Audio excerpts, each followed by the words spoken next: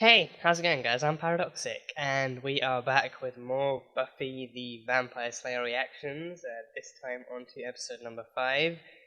Episode 4 was I honestly don't even know how to, how to cover it in like a recap of any kind. It was easily like the weirdest episode yet, the weirdest episode I'd experienced yet. And judging by the comments, a lot of you feel the same way too. For some it's a villain origin, it's a villain origin story.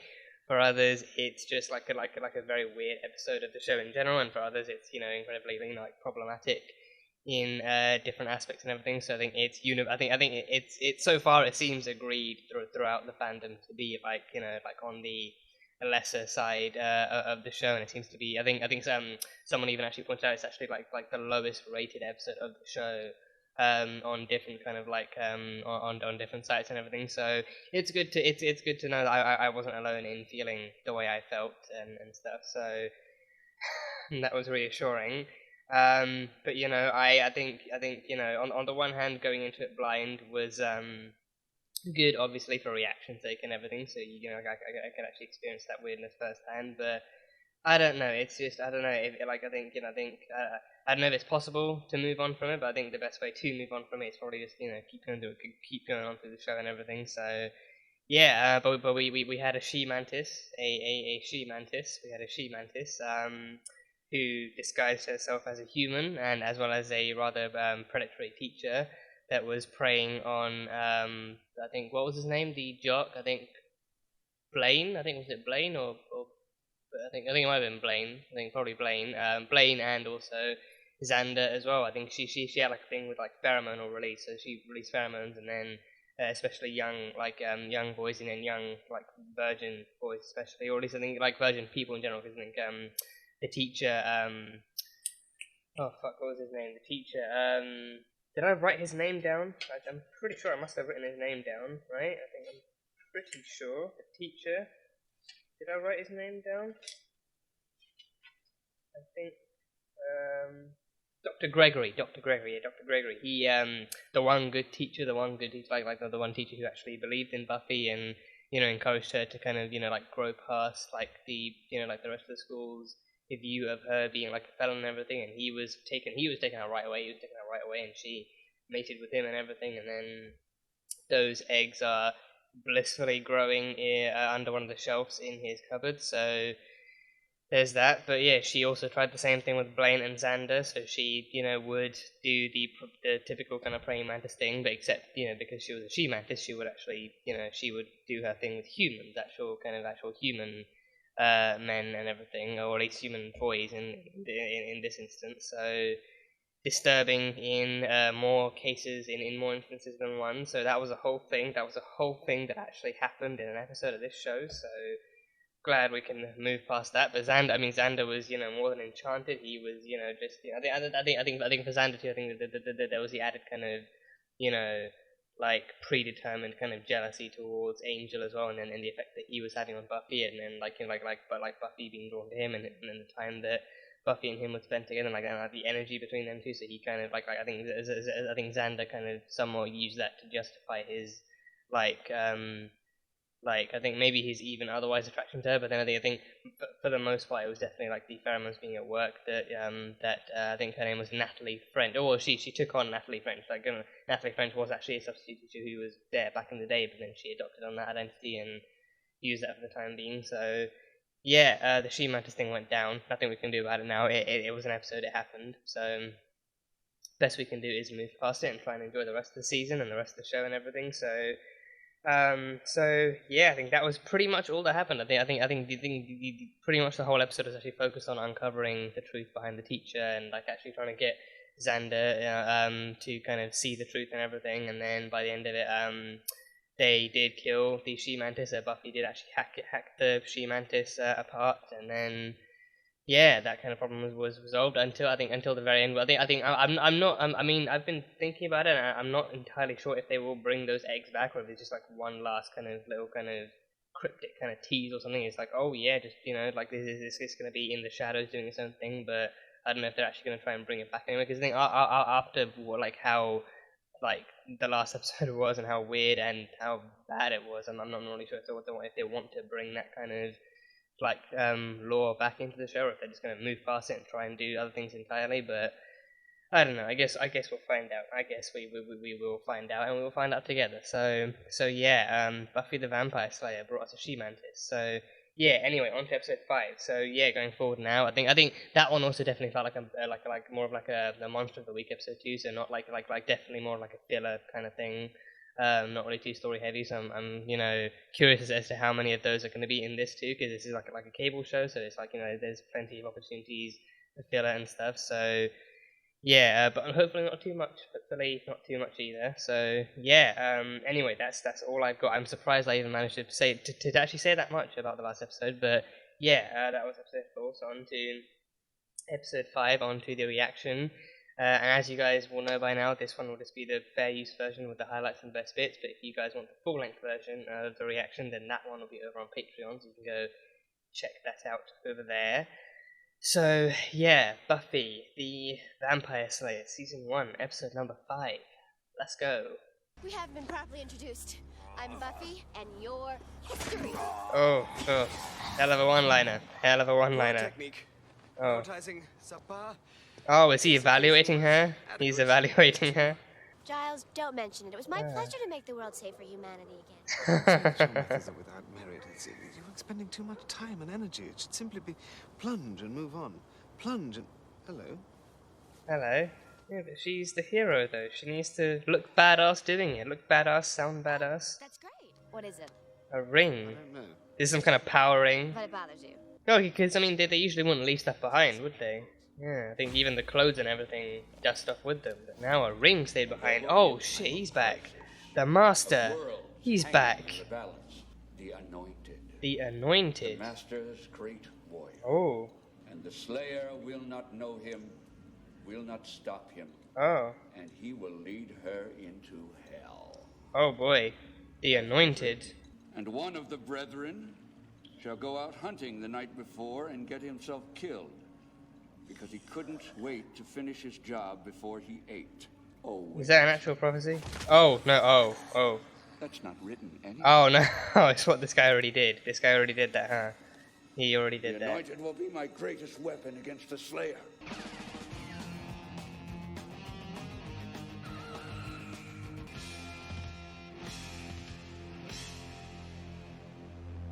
Such a bop. Such a fucking bop. What do you want? A book? Huh. Oh. See, this is a school, and Yeah, this is still the library. This is still the school library. Oh, yeah. I lost my Emily. Dickinson. Emily It's dumb, Dickinson. but I have some- Isn't she a poet, Emily Well, it's Dickinson? an actual blanket. There's actually a TV show, like an Apple TV show about her, I think. So, Emily Emily Dick- Dickens, huh? Emily She's Dickinson. great. Yeah. Dickinson. She's good also. Yeah, I'm pretty sure. You don't seem bookwormy. Well, Type of person to... don't judge a book by its cover. You're in a library. Don't be judging books by their covers or people by their appearances. Yes, she's quite a good poet. I mean, for A girl? an American. For an American. See the math. If I open my eyes at some point. For an American. Well, the mere fact of you wanting to check out a book would be grounds for a national holiday. I think we should focus on the problem at Oh, hand. Giles, you're so mean. Right. He's solitary, mysterious. He can brood for 40 minutes straight. Sound like anyone else we know? Certain leather jacket wearing, mysterious, cryptic man with fangs that we've yet to see. Sensitive yet manly. I think it's kale, or possibly string cheese. So If your Buffy, string that's cheese my is notes. green, you probably shouldn't eat it. Look, an empty seat. Oh, jeez. Cordelia's swooping right in, really? Cordelia's hips are wider than I thought. Oh. At least you don't have to do something great. Who else going? Well, I'm gonna be there. Who else? Oh, who could resist? You mean besides me? Buffy, what about you? On the evening of the 1000th day after the advent of Septus, Well, we'll be ready whenever it is. which is tonight. No, it's okay. tonight. Not okay. It can't be Oh, tonight. it's My tonight. That was calculations are quick. precise. They're bad calculations. Bad. All right. Well, I'll just jump in my time machine, go back to the 12th century, and ask the vampires to postpone their ancient prophecy for a few days while you take in dinner and a show. Okay, at this point you're abusing sarcasm. Oh god, I love it. I love it. I love sarcasm. But we have to stop him before he reaches the master. Tonight we go into battle. Against Cordelia and stop her from snatching up Owen. I'd love to see Buffy just out sarcasm Giles one day. A pale horse emerged with death as its rider. Oh, is it this guy? He will be judged. You will be judged. Is this guy the Anointed, or is he just one of the Brethren? He's with Cordelia. He's dancing with Cordelia. Oh, you win some, you lose some. Are you willing to stand with the righteous? Oh. Oh, damn. Oh, it's one of the Brethren. That was one of the Brethren. Oh. Oh, jeez. Oh. Oh, jeez. Louise. Is everyone okay? Oh, is the kid okay? That can't have killed the vampire. No, stake to the heart is what kills a vampire. Being hit by a bus wouldn't do much. Oh, he can move alright. Oh. Oh. Oh. Oh. Oh. Oh, they transformed him, so that guy wasn't a vampire, just a rambler. What? Yeah, that's right. I have no life. Come on, nothing to see here, pal. Move it along. Oh god, okay. Well, yeah, that probably doesn't help either. My watch broke, and we don't have any clocks in our house, and so I didn't know what time it was or even what day it was. You don't have any windows, really? Don't do windows? How about we try it again for tonight? I'll even lend you my watch. Oh, good. You really couldn't have done flat tire, huh? You really couldn't. Tonight? Wow, that is a super fancy watch. That's like an actual pocket watch. 7. That's when the little Anne's there. Okay, as crappy as her argument, as her excuse was, she still knows how clocks work. Relax and regroup. No big disasters coming. That is so good. I will see you tomorrow then. Bye. Where's the strangest girl? If he doesn't get that one, if he doesn't get that message, I don't know what he will get. If she tries to stop you, kill her. Give your own lives, but do not fail to bring the Anointed. Could the Anointed one be Owen? I feel like that's a bit of a stretch, but could it be Owen? Like, he's meant to be mysterious and quiet and reserved and everything. I feel like it's because he's hiding something, or because, I don't know, like... I feel like that would be like an appropriate-ish kind of twist. Feels like a bit of a stretch, though. Okay, movies. Interesting. And I saw on TV once, a bunch of people our age went to a party. Ah, Willow sarcasm. Among the dead was Andrew Borber, whom the police sought for questioning in a double murder. He may be the Anointed. Oh, so he... Okay, so not Owen, The bodies have then. been Maybe not taken to Owen. So Sunnydale like an actual... What, she doesn't like to dance? Well, it's a little too late to do anything about that. You should probably know that Buffy doesn't like to be kissed. Actually, she doesn't even like to be touched. Xander. As a matter of fact, don't even look at her. I don't even know if this is anything. That's some great advice. Just don't pay attention to her at all. Just ignore her the entire night. That'll be great. I won't go far, okay? If the apocalypse comes, beat me. If anything does happen, then the bronze is going to be where shit still goes down. Like, does no one remember episode 2? Fine in the morning. Well, bye. Like, it's still within Sunnydale, the Something going on. hellmouth of shit. Xander, we should go with Giles. He could get in trouble. Oh, he's gone. He's gonna be all right. He's like super librarian, you know? Everyone forgets Willow. That knowledge is the ultimate. Aren't there laws against this sort of thing? Against dancing? Not unless you live in a world ruled by Hydra. You are so good to help the needy. Cordelia, Owen, and I would like to be alone right now, and for that to happen, you would have to go somewhere that's away. Well, when you're ready for the big leagues, let me know. Oh, jeez. Damn. Cordelia is persistent. You gotta give her that. But she still has great hair. Still has these really nice curls. Can he really fight? Can he fight if someone does show up? Oh, no. Oh! Brethren. Brethren. Oh, brethrens. Oh god, what can the Watcher do? He can't really watch them, they'll just jump, they'll pounce. Oh, crucifixes. Oh, crucifixes, the crucifixes work. Crucifixes work, okay. Oh yeah, just barricade the door. Just barricade the door. Can that really stop them? They're vamps with super strength. Oh god. Oh, it's them. Oh, it's saviors, rescuers. Angel! Hey! Hello, salty goodness. That boy is gonna need some serious oxygen after I'm through with him. Oh god. Oh. Yeah. Oh. Why is this happening to me? Oh god, Cordelia. No. Yeah. Oh. Oh, oh god. Angel meets Owen. Tall guy meets tall guy. Oh. Angel, this is Owen. Oh boy. Who was my date. Hey, Oh. hey.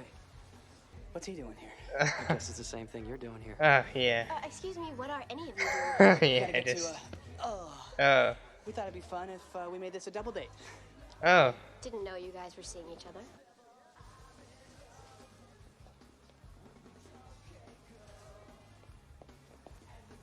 Oh, and a first kiss. Oh damn. And a kiss. Owen, you can't be here. Oh, and I suppose you guys are allowed? What are we doing here? Are we gonna see a dead body? Okay, I'm seriously concerned about Owen now. I'm actually kind of concerned about Owen.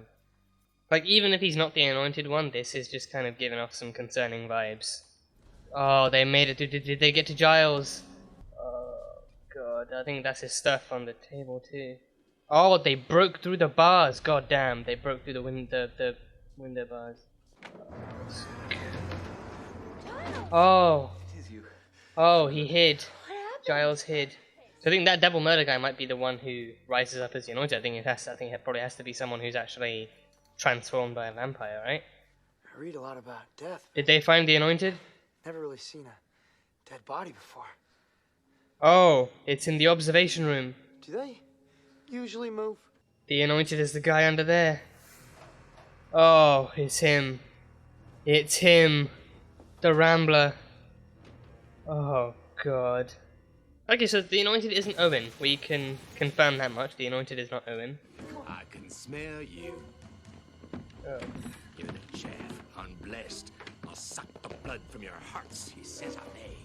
Is he a I feel like he's gonna be a monologuer before he kills them. He's gonna be a monologuer. Oh, they're locking them in? Are they? Oh, I think they're locking them in to actually be killed by the anointed. Why does he hurt me? Because you're bad. Oh no. Oh, oof. Oh, oh, burn him. Throw him in the furnace. Burn him. Throw him in. Throw him in. Oh, gee, she's just being thrown to. Oh god. Oh god. Oh, ashes. I think those were ashes. Oh. Oh god. He's not dead from that, is he? He was found wanting. Is he really dead from that? I mean, you can be killed by that, but usually it's more than one, right? Or is it like an exception because he's a vampire? Killed my date. He really killed him. Owen's actually dead. No, Owen's not dead. Owen's not dead. I knew it. He's not dead. That couldn't be enough to kill him. Buffy, Owen's. Just give her a sec. God damn you, Xander. Xander. Oh god. Giles is okay. Your turn. Yeah. Oh yeah. Just lock him. Just lock him in. Burn the anointed. No more. No anointed. No anointed. Yeah, just burn him in there. I'm sure this isn't exactly what you had in mind for a first date. I was hoping maybe we'd finish up at Ben and Jerry's. Oh, yeah, great ice cream. Great ice cream. No. It's like some chocolate fudge brownie or something. Which way's home? Oh, I think he definitely has a Okay. concussion. He definitely has a concussion. No. Probably get him checked out. I'll go it alone. We'll make sure he gets home safely. Good on you, Xander. I was wondering when I could see you again. Oh, he wants a second date. I think you're the coolest. Hmm. Well, you'd be right. She Last is the night was coolest. incredible. Hmm. I never thought nearly getting killed would make me feel so alive. Like, walk downtown at 3 in the morning and pick a fight in a bar. Oh, so he's How in it about for the tonight? thrill. He's in it for the action. Tonight, it's not you, it's me. Hmm. Right. Maybe you and I could still be. I get it. Uh, You just want to be friends. well, could have been, but I guess it ultimately wasn't meant to work out. I was 10 years old when my father told me I was destined to be a watcher. 10 years, He was Jesus. one, and his mother before him Ah. was to be next. Now, I had very definite plans about my future. I was going to be a fighter pilot. Huh. We feel our way as we go along. I must say, as a slayer, you're doing pretty well. At least I did stop that prophecy thing from coming true. You did. Handily. No more anointed one. And I would imagine the master, wherever he is having a fairly bad day himself. Hopefully he's having the worst day yet. This time Yeah. will come. She will not stop him. And he will lead her into hell. Welcome, my friend. What? The kid from the bus? The kid from the bus is the anointed one? No way. No way. Oh my god. What happened? What is the mother dead? The mother must be dead then. Oh, jeez, the child. That is a twist I never would have seen coming. The child is the anointed one. Okay, so yeah, interesting one. An interesting one. So where do we start? Which one do I start with? I think I'll probably start with Owen. So yeah, we met Owen. Like I think just like definitely not. I think similar to I think her name was it Amy or Beth? I think the witch one. I think what was her name? Was it Amy or Beth? I think both names are ringing into my head. So I don't know which one is actually correct. So I really should get separate notebooks for all the shows I watch. It's a fucking mess. It's an absolute mess. I need to get separate notebooks. Amy. Yeah, her name was Amy. So it's like yeah, so like similar to Amy, like Amy was not a character in the school that we met or what we were like actually made aware of until the episode that she was in. So I feel like we were with Owen and this one, it's a very, very similar situation. I think they're almost made to feel like kids who've been there all along, and it's not until the episode that they're in that they're actually made like visible and stuff like that. So that was like interesting. But he was like just kind of known. I think he was known to be like a kind of reserved and kind of quiet guy, yet still like actually like he was still like desirable and he was still wanted, especially by Cordelia too. So I think Cordelia has been well established at this point to be like the popular girl and the one who only goes after like guys that like she herself like as the head of her kind of social clique kind of deems to be like somewhat maybe like socially active or like attractive in some sense. And I mean Owen kind of seems like almost like a human version of Angel, I guess. Like I think if you're gonna put it in like really simplistic terms, then I guess that would be the way. But then I think he kind of has like similar-ish kind of qualities where he just kind of seems like he's reserved, he's quite tall, seems charming and stuff like that and everything. So yeah, but he was Buffy's new kind of crush in this. I think like this episode, I think because I'm not really sure if the last episode was deliberate in doing the wrong things the way that they did. Because I mean, with the last one, I think I really couldn't tell what they were trying to go for with the last one. I don't know if they're actually trying to explore predatory kind of behavior in schools and trying to make it like actually trying to show people it's a bad thing, or if they were just trying to pass off that kind of fantasy for like entertainment value or something. But I think whatever they were doing, I don't know what it was, and if they were trying to do the wrong thing or trying to do a bad thing, then they freaking succeeded.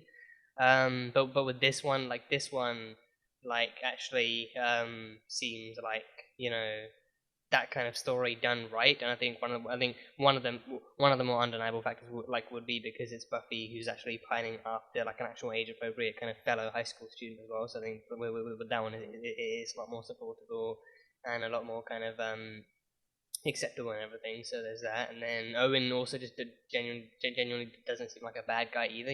He's I mean, again, because of like the whole prophecy thing going on and like how his character was, I think there were definitely some concerning vibes here and there. But I think besides from that, it's like he seemed generally kind of safe-ish, to be honest. I think because of the anointed thing going on, I was kind of like waiting for something bad to happen or waiting for some kind of reveal to happen. But in the end, like the actual reveal in the end of what kind of character he wasn't nearly as bad as I was expecting. So it didn't really seem like that much to really worry about. So that was reassuring to say the least. So yeah, but Owen, he's a reader. He's a bit of a bookworm too. So he actually, I love like he's the first person like not only like the first new person we see in that library, because I mean, like at this point too, like the library. I think for the sake of like show's kind of context and for the sake of the show's story as well, like the library is seen almost exclusively being used by Buffy and like her kind of crew now to actually be used to chase down mystical kind of leads and theories, and to help her with her slayage and everything. So you know, like seeing Owen in there as the first new person in what is likely like a very long time.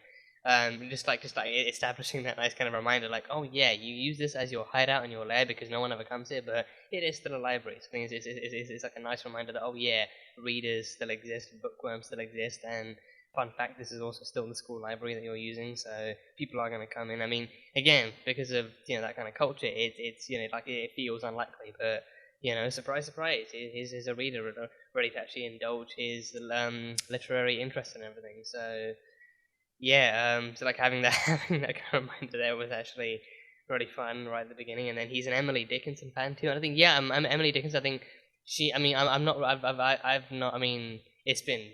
I can't even count on. I can't even count on either hands how many years it's been since I've read any poetry. But Emily Dickinson, I am like aware of who she was.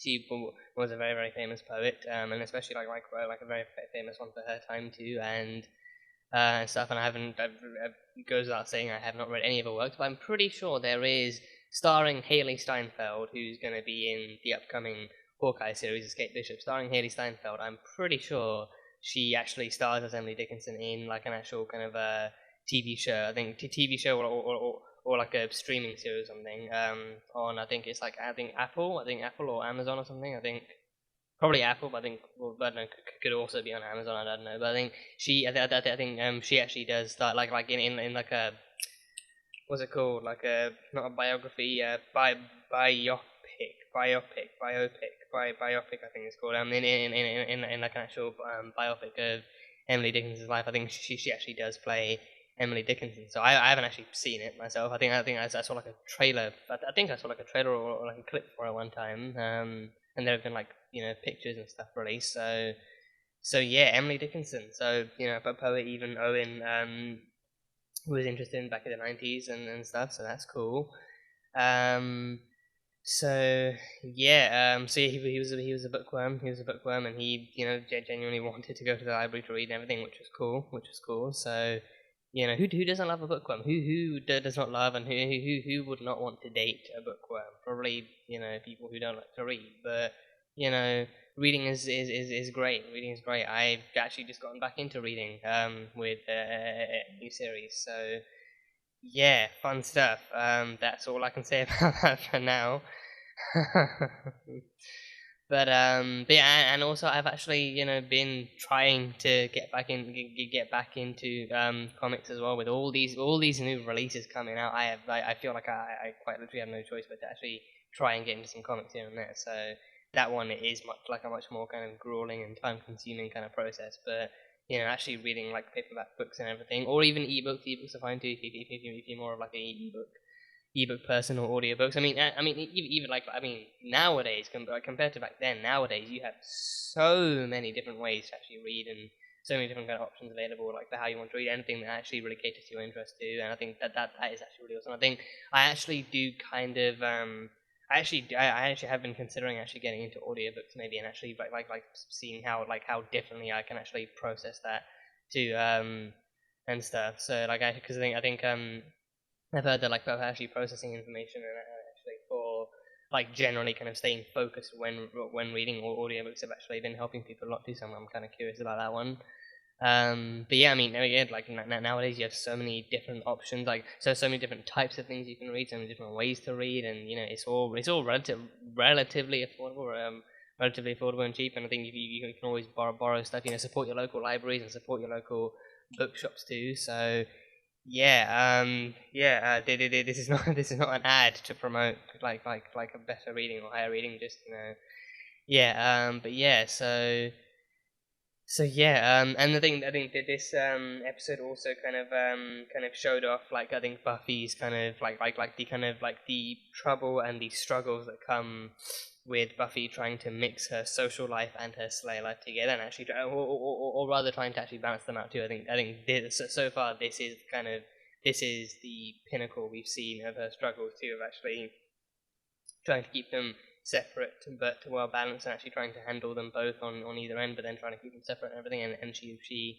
likes Owen so much, and I think she's interested in Owen enough to want to actually keep him around. I think like the whole point of actually going on the date was to actually see if she did like him enough to actually keep him around. But then, you know, she definitely did want to actually try and actually, like, you know, actually get like at least a couple of dates out of him to see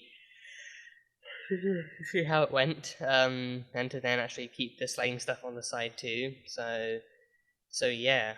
And I think one thing I especially love is Giles and Buffy's kind of banter together. Like Giles has, I think just by nature as a Brit, I mean from his accent too, I feel like I can actually safely assume he's from England too. Where in England? I mean, he could be from almost anywhere, like probably London, but again, almost anywhere. But as a Brit, I feel like Xander just has like that naturally occurring kind of never-ending like supply of sarcasm, and I think Buffy. I mean, you know, Buffy. I think Buffy also has her own kind of style of it, and her own kind of like her own way of using it. But I feel like she may also just like somehow just be parroting and also picking like ever so slightly picking some stuff up from Giles, and I think because of that, like their banter back and forth throughout this episode was actually really enjoyable and everything. And like, you know, like Giles being the watcher that he is, he has to make sure that Buffy's like focused when she needs to be, and 100% focused when she absolutely has to be, and stuff like that. And then, but I think because of how involved she is getting with Owen in this episode, he also does kind of take the route of actually warning her to not let her social life and her Slayer life actually get too mixed up, or like actually get or at least actually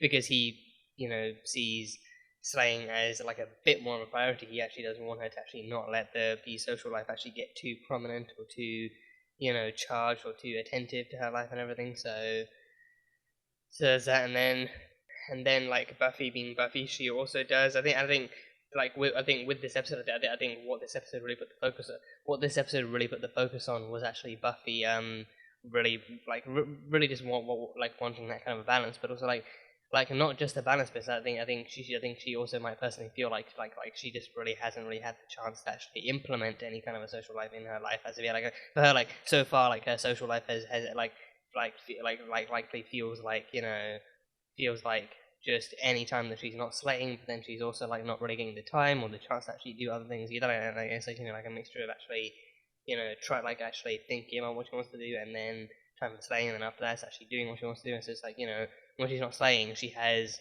only has that much that much time left to actually kind of try and do other things and avoid like other kind of bad omens getting in the way and everything. And then, you know, like slaying can also happen almost any time either. Like, I think it's not always going to be prophecies it's not always going to be prophecies. It can also easily just be like random Slayer kind of hunts and everything. And especially, I mean, you know, like slaying that almost calls upon any time, especially like if she's at school too. Like, I think the she mantis that showed up at school kind of shows that monsters can even show up when she's trying to live a normal human life too. So then that then causes some investigating and all these other things. And then so like slaying can easily pop in and out of time, like even outside of its allocated time slot in her life and in her day to day and everything. So then her social life is going to get that much more kind of distant and, you know, a lot less kind of prominent and visible and everything. So with this episode, it shows that, you know, like she really badly just wants to be Buffy Summers again. She really just badly wants to be a human, and then actually try and date and try and have like some sense of like love and potential romance in her life too. So then that's when Owen comes in. That is exactly where Owen actually comes in too.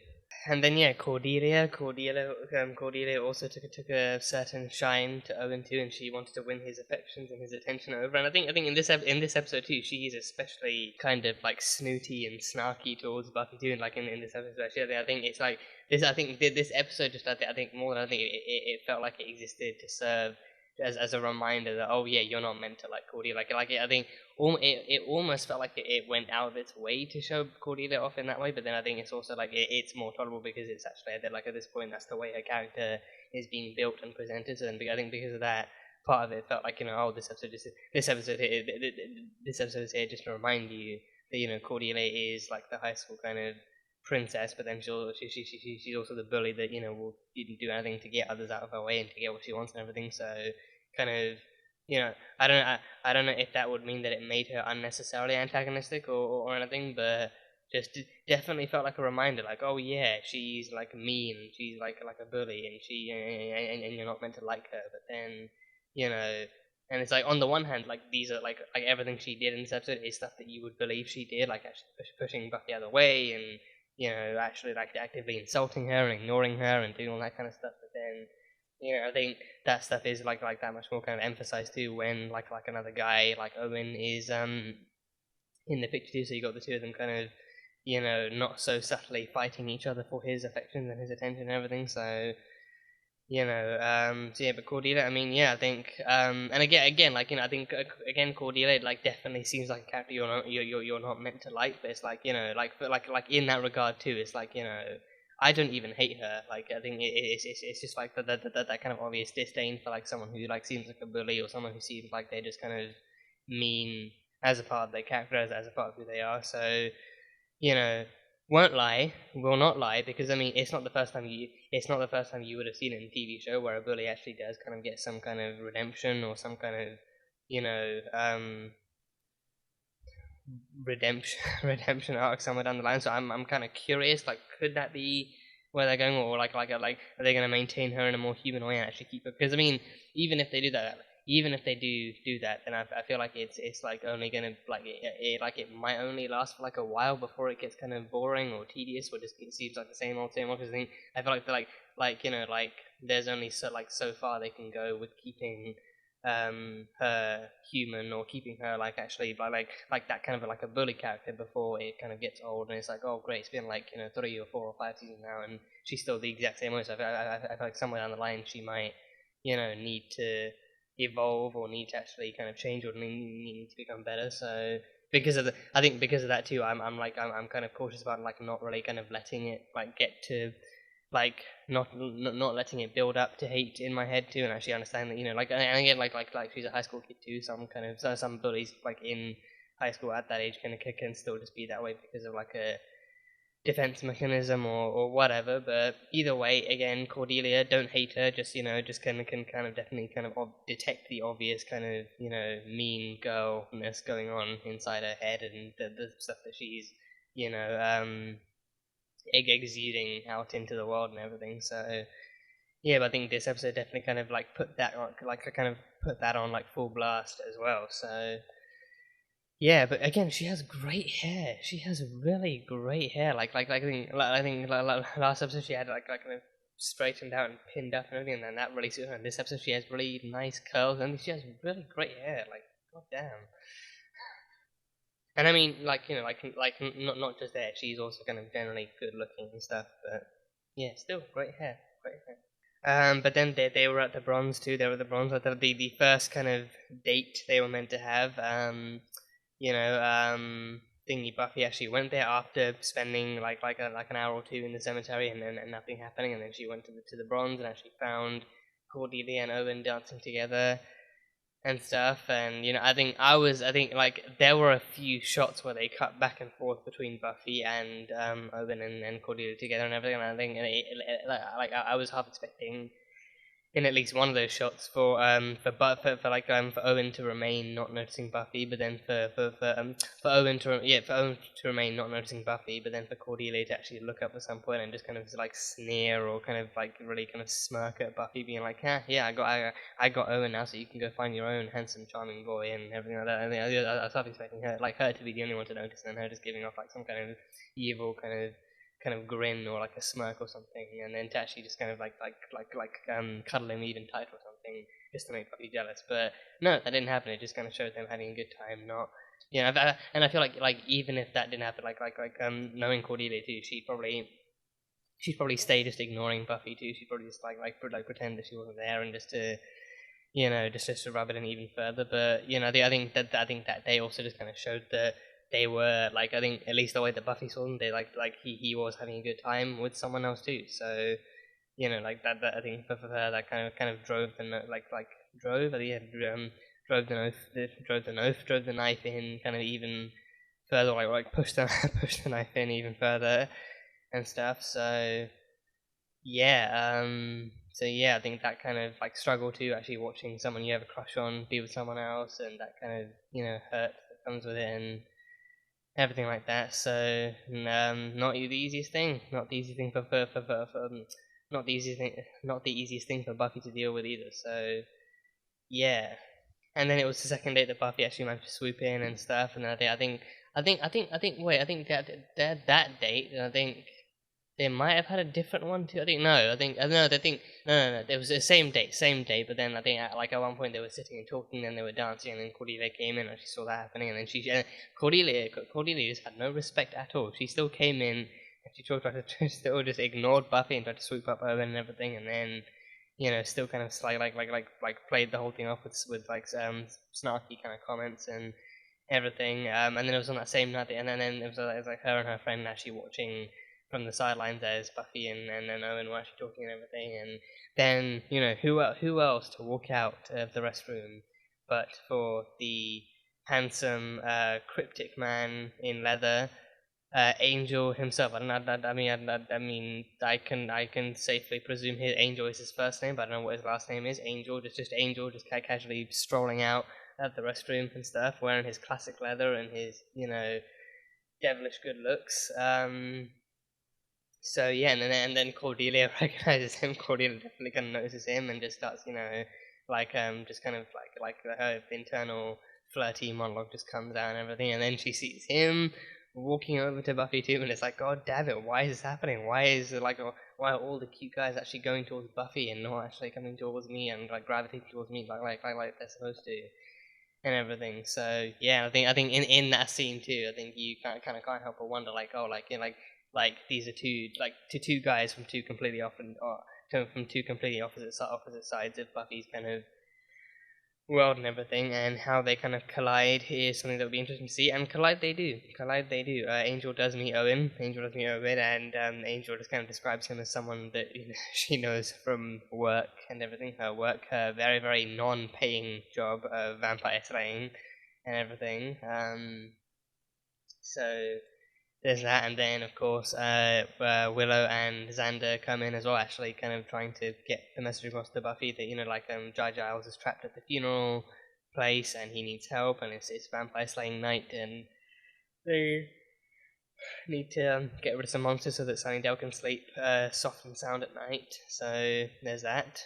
And yeah, I mean that scene is just the ultimate clash of all kind of corners of Buffy's life: the work life, the dating life, and the social life. Just all social life mixed in with the work life as well, all coming together, and all them needing different things, and all of them actually kind of being there for different reasons too. I think Angel being there to actually kind of just remind her of the prophecy that she's already been told about by Giles too. I think Angel coming in, again, he's being set up as a definitely kind of prophetic guy too, just kind of being there whenever crisis strikes and being all mysterious and only coming out at night and everything. I wonder, right?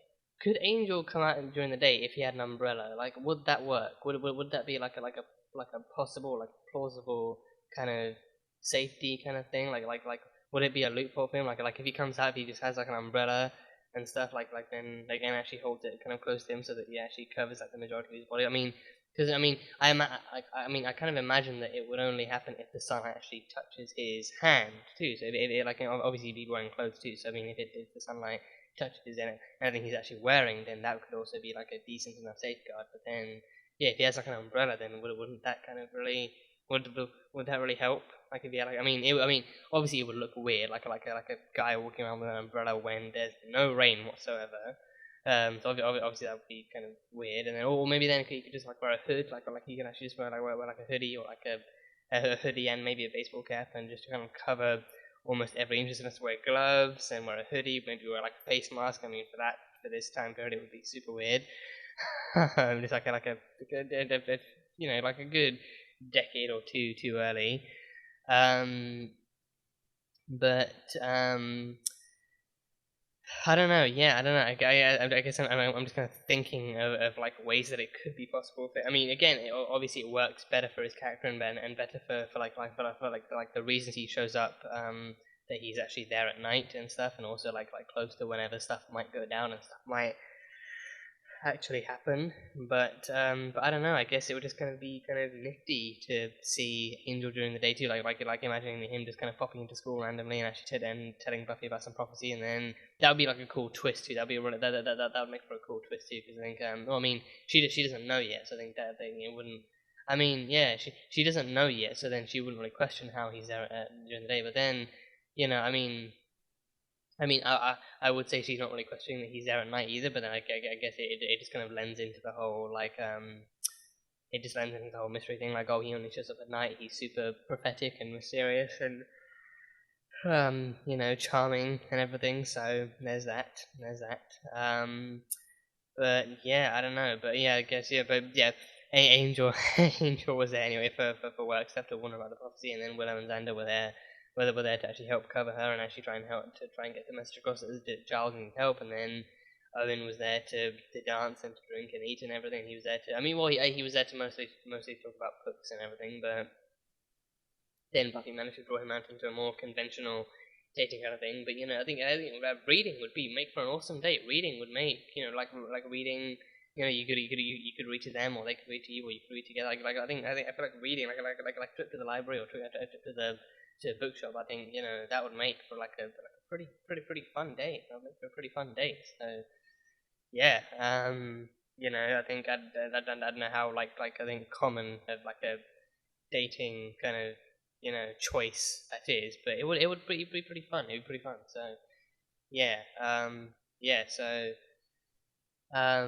So yeah, and then Owen actually wanted to go with them too. I think that kind of I think from pretty much like the end of the second act, I guess if you want. I mean like an act for like a TV show, for like an actual TV show would be much kind of smaller and stuff. But the second act, like the middle, from that scene onwards, I think Owen kind of like with his kind of with his interest and his enthusiasm in getting involved and actually doing this stuff, he definitely started to give us some more concerned vibes, and that's why that's then what made me think, oh, he must be, it would be crazy if he was the anointed one. So I mean, in the last episode, Xander, the she mantis that Xander is pining after, has that kind of secret, and she's also mysterious, and she's like concerning in that way, and then in this one maybe maybe now this in this one the guy that Buffy's crushing on is also turns out to be a monster of some kind, and he doesn't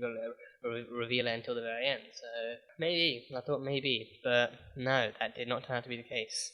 And then so then we actually went to the funeral place and we met the Anointed. So I think pretty admittedly, pretty much the entire time I was just waiting for the reveal to be like, oh, Owen is so enthusiastic and involved with the stuff because he's waiting for his chance to shine. I think part of it was also me kind of not fully catching on to the way the prophecy worked too. It had to be someone who had died who would then rise again as the Anointed One. So then that was that. So yeah, but then I was wondering, oh, maybe maybe he does die, and maybe he rises again, and he's meant to be the Anointed One, and then he either doesn't know it, or maybe that's just why he's actually so attracted to this stuff in the first place. I mean, maybe he's actually maybe it's that kind of side of him kind of fighting its way out, but then it's not until he can die that he can actually rise again as the Anointed One, and then that side of him can come out, and he can become like a fully fledged vampire and everything. But no, he was just I think he was just attracted to the thrill. He was just kind of attracted to the thrill and the adventure of not even slaying in particular. He was attracted to danger and to threats and to that kind of thrill and everything. So then by the end of the episode, that's when Buffy also then found out that she didn't really want to. She really didn't want to be with a person like that. She couldn't really find herself comfortable or happy with a person like that. She needed to be with someone who would actually understand who she was and be able to actually let her enjoy the actual simplistic kind of the more simpler, more fun pleasures of having an actual human life and everything. Whereas with him, with Owen, he would just be constantly looking for danger somewhere. Like even his next date idea, just going to a bar and picking a fight, and just asking for trouble and causing mayhem and everything. So even if it's not specifically vampires, he just likes to get into trouble and actually see what happens and stuff. And that's just like a really dangerous and really kind of off-putting kind of vibe to have anyway. So is that, and then of course like even her analysis that even like Giles and Willow and Xander like they know how to actually keep stuff in check, and they know how to actually balance things, and they're there to help when something happens. But then like they all also know to actually stay safe, to actually stay sane, and to keep things under control, and to actually try and Willow and Xander especially know how to actually try and help Buffy have like a more normal life on the side of it too. So they are the people for her. So I think. In that sense too, I think right now, at least this season's focus might be finding Buffy this family, like this group of friends that eventually might turn into a family too. Like I think these people who get her, these people who actually get the world that she lives in, the world that she works in, these people who know the understanding and who understand and know the importance of actually having both, and through that, they are also the ones who actually manage to keep her in check that way too, and actually make sure that she stays safe and she stays sane, and then they know the importance of actually keeping Buffy, and not actually trying and not letting her fall through the cracks and becoming too much of one thing or the other. So because of that, I feel like because of that, there's going to be romantic stuff here and there and stuff, and they're very clearly teasing something with Angel too, even if it's not like super duper obvious just yet. But I think it's meant to be something that you can kind of pick up on if you're actually into that and everything. But then but I think for the most part though, I think this season like it's setting the groundwork in so many different ways. It's setting the groundwork with the monsters, the world, with Buffy, with who she is, her relationships, and how they're formed, and what kind of relationships they are, and who she is as a person. And it's really just kind of introducing you to the world of Buffy the Vampire Slayer and all these different kind of aspects that make the show what it is. So, and I think because of that too, I think it's kind of easier to get in. I think not easy to get in, but I think it's easier to actually fall in love with it, knowing that it's actually introducing you to all these other people in her life who she can easily see and connect to as family and as friends and everything, and actually see how important they become to her, even outside of slaying too, like people who will stick by her, people who will support her no matter what happens, and through almost any dilemma too. Like even with Giles at the very end too, actually trying to connect to her and actually trying to talk her through and actually being there for her and actually understanding and everything. Like even he is there, but like he is the Watcher, but then he's also, I think he understands that as a mentor, you need to be able to connect to your student and actually connect to them and actually relate to them, or even if you can't relate to them, actually connect to them and actually understand the things they're going through. And he definitely kind of actually does actively want to be there to actually kind of help Buffy through any kind of dilemmas and any kind of emotional pains or struggles or something. So he kind of definitely kind of understands how she might feel, like kind of not really like finding that connection in the end with someone like Owen. So then he kind of does still offer his own kind of advice and everything. So because of that, I can definitely kind of like appreciate the quality of having of actually having Willow and Xander and Giles in her life, as opposed to any boyfriend or girlfriend or partner in general that actually might show up in the show. And I think like later on down the line they can really kind of try anything they want. But I think right now, I think them establishing this from the get go is actually something I can really appreciate a lot more. So it's cool. It's really cool. So yeah.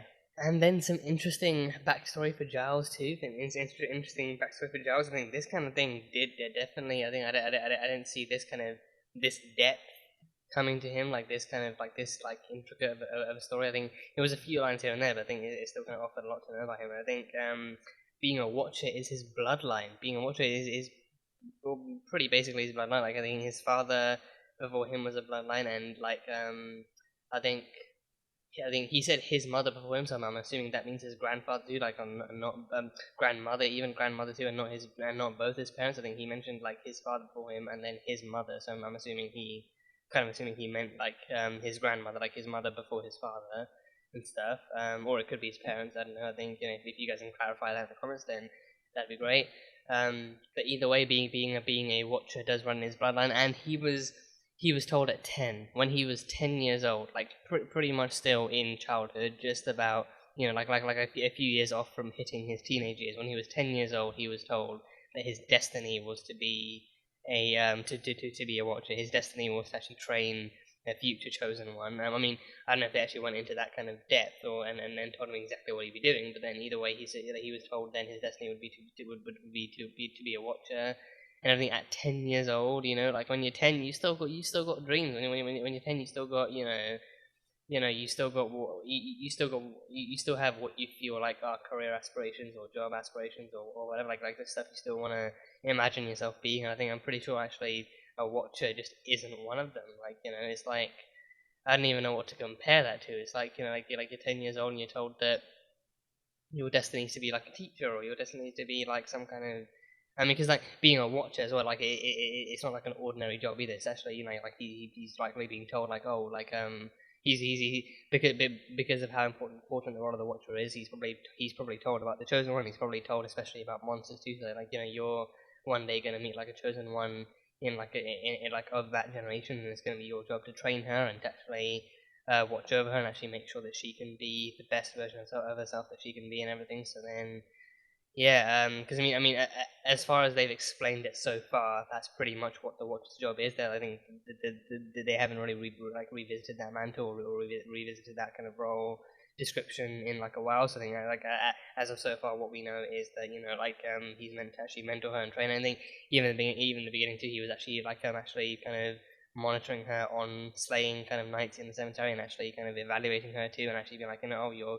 And I love that his complaint there was like, you're very skilled, but then it should be a simple 5-second plunge and then you're done job. You shouldn't really waste time actually doing one-liners and trying to look cool. But then as Buffy, she herself she doesn't really seek thrill, but then because she doesn't seek the thrill of it, she definitely kind of like actually feels more enjoyment in actually doing it whenever it comes up and not actively looking to fight or to slay or anything. So then she just naturally comes up with all these one-liners and stuff like that. So yeah, so then he when he was 10, he was told that was his destiny. I think he mentioned. I don't know if he mentioned it. I don't know if he mentioned it. I don't know if he mentioned if it was before or after that. But then he mentioned that he personally had dreams of being like a pilot of some kind. Like I think he said a pilot of some kind, an air pilot. Fuck's sake, what? He's like a bomber, like an army pilot or something. Gonna go back and check the episode again because I'm stupid and stuff. So I'm gonna go back and check the episode again.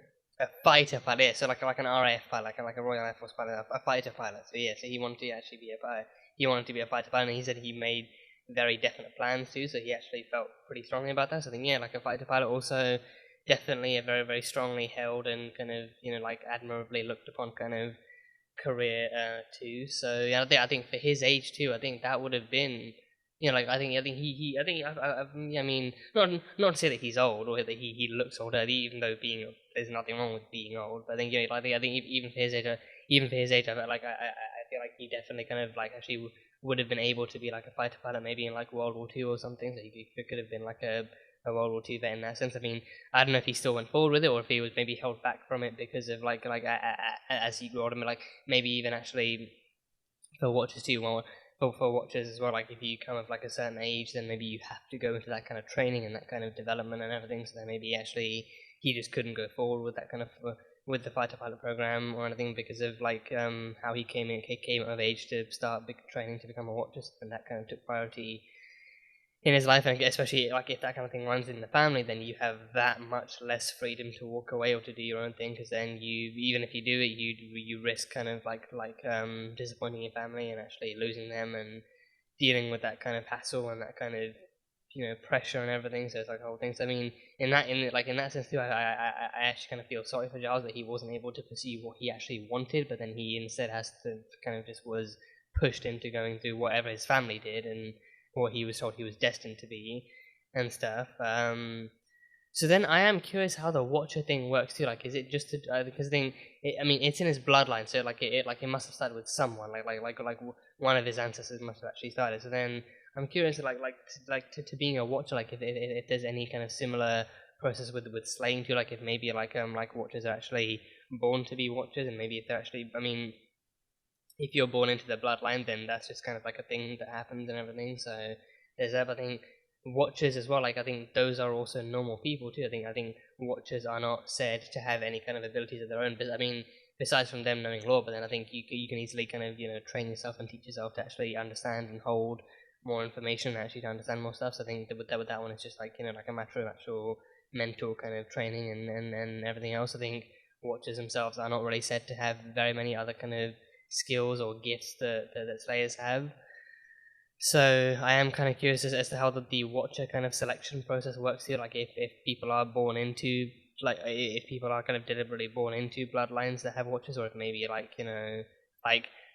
maybe even like how the person how the first Watcher in Giles' bloodline might work, like how they might have actually been picked to be a Watcher and how they kind of carried that kind of legacy down his line too. Maybe like if they were picked at random, or maybe if they were actually picked specifically, or maybe if they were like a founding member, maybe if someone maybe if one of Giles' ancestors was actually like a founding member of the Watchers Castle too. So then if that was the case, then he really just had no choice from the day he was born. Like his ancestor just happened to be a founding member, and then from that day onwards, everyone in that bloodline, or at least almost everyone in that bloodline, has been an actual Watcher. So yeah, because then I think like there's been no confirmation of his mother being a Watcher, but then his grandmother was one and his father was one, and then he was next in line. So maybe it's on his father's side then. Maybe it's actually like his ancestors on his father's side who were then actually born into becoming Watchers too. So I mean, yeah, like if his mother's side wasn't affected by it, then I can't help but wonder maybe if as like assuming that she was actually alive and well in his life as well, like in his childhood at least, then maybe like how she felt about her son being a Watcher and everything. But yeah, some interesting Giles stuff. So he was told at 10, and since then as well, and I think maybe even actually after coming of age, he was trained and bred into becoming a Watcher for the future, for a future chosen one and everything. So yeah, fun stuff for Giles. And I mean now I think it's like I think it's like a maybe a good enough thing that he's actually working with like a talented and like compassionate and like an actual like a lovable group of teenagers who have come to understand, who are slowly coming to understand more and more like the actual importance of this job as well as the dangers. So then it's like a crew that's kind of relatively easy to work with and stuff. And I think in that sense he's also really he's also really like the dad of the group too. And he kind of like over time he may even come to see them as his children. So there's a big future ahead. There's a very big future ahead for all of them, and I personally can't wait to see how it unfolds and how they all kind of grow and blossom and thrive together. So yeah. The Master returned. I didn't think we'd be seeing him again that soon, so he returned. He looks unalive and unwell, as he probably should. He looks unalive and unwell, as he should, down in the Hellmouth, at the heart of the Hellmouth and everything, and he's just still making plans to take over the world and destroy it and replace it with vampires and to kill the Slayer, most importantly too. So he's coming up with plans, and he brought out a new prophecy, the prophecy of the Anointed One.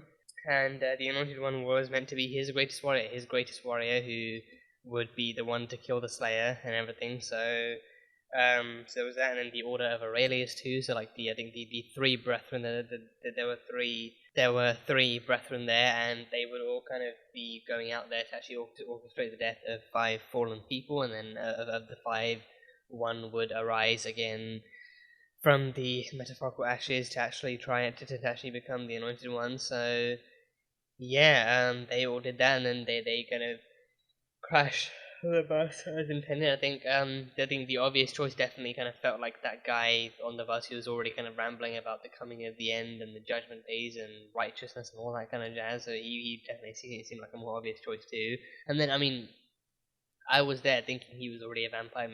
He was already a vampire, and maybe he was even one actually already planted on the bus to try and cause some kind of havoc and try and kill people, and maybe the rest would show up soon.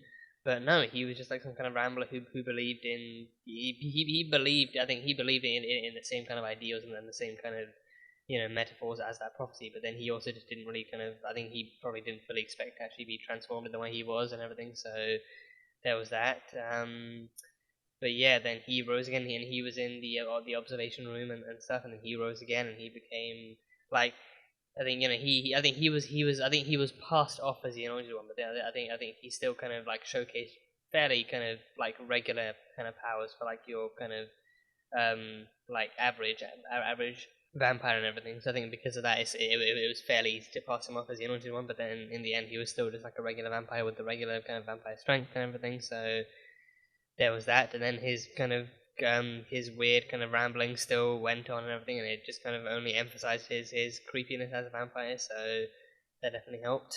But then, yeah, so then the real anointed one was actually revealed to be the kid, the child from the bus. That is a twist I never would have expected. That is a twist I never would have seen coming. So the child of the bus. I think, I don't know. I can't be sure about it. I think it wasn't really until then that the master actually added into the prophecy that he will kill the Slayer, but the Slayer will not know him. So it's actually someone that the Slayer wouldn't know who would then actually end up killing her. So then it was actually confirmed then to be actually the kid from the bus instead. So I think if the kid is there, then that definitely means his poor dearest mother is probably dead. I think pretty much everyone. I think it was meant to be that pretty much everyone on that bus actually died as well. And only the kid was left alive, and even the guy was transformed and everything. So I don't know if they actually just had to kill everyone and transform the one guy as like a decoy, or if they tried to transform everyone, but then not everyone survived, or what happened. Because then I'm wondering maybe if that could be a thing too. Because I think in some interpretations it's also a case of like, you can get bitten, and I think actually is that vampires? I'm not sure. I mean, or no. No, I'm thinking of Teen Wolf. Like the werewolf thing. So in that sometimes like you're either lucky enough to survive and become a werewolf, or you die. So I think that's Teen Wolf. I'm thinking of Teen Wolf. But I do wonder if maybe that could be a similar-ish thing for vampires in this too. Maybe if like someone's not strong enough to be a vampire or to handle that process, then maybe it doesn't work, or maybe if it's just like convenient and simplistic enough to actually be like, oh, if you're transformed, then no worries, you get to be a vampire, immortality and fresh human blood for you. So yeah, but no, I think from what we saw that one guy was the only one who was either transformed or at least actually kind of brought back in that way to actually serve as a some kind of anointed one decoy for Buffy and her friends to actually have to handle and everything. So that was that, and then twist came, and there was actually the kid. So I think I'm wondering how soon we're going to see the kid, and think what's going to happen to him too. Because I think it did say like the anointed one had to be a member of the Fallen in order to survive. So I think, so I'm wondering maybe if the kid's already been transformed, maybe if the kid's there, if he was transformed on the bus, or maybe if he's about to be transformed by the Master or something. So then he turns into a vampire that way, and I think he's meant to be the Master's greatest weapon and his greatest warrior too. So the kid is gonna be sent off to Buffy at some point, and he's gonna have to be the anointed one and actually kill the Slayer. So that's less than ideal. So yeah, that is pretty much all I've got from this one.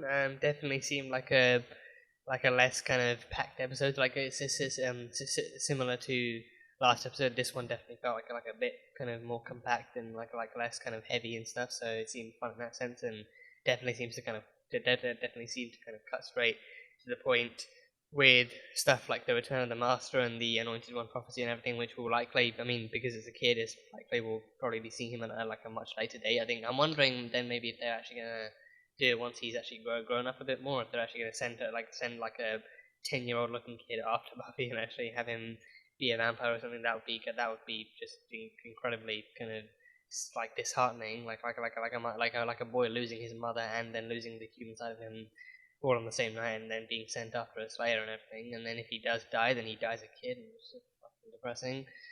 But I think, because he's meant to be the greatest warrior too, I think that might mean that maybe they might have to train him, or to actually kind of help him get into the lifestyle of being a vampire and everything. So that might take some time. So yeah, then I guess we'll see. But that is pretty much all I have so far. So if there is anything I actually missed out on or misinterpreted, then absolutely feel free to let me know in the comments, and we can chat there, and all thoughts can be freely shared there. And I'd love to hear what you thought of the episode and how you felt about it and everything. But yeah, that is pretty much all I have as of so far. So that was Buffy the Vampire Slayer Season 1, Episode 5. So as always, thank you guys so much for being here and for watching this video. Comment on what you thought of it. Comment on what you thought of the episode and what you're looking forward to seeing in the next episode and the coming episodes of Buffy. Once again, the full-length reaction will be available on Patreon, so you can go check that out over there. And yeah, that is pretty much it. So I will see you guys next time.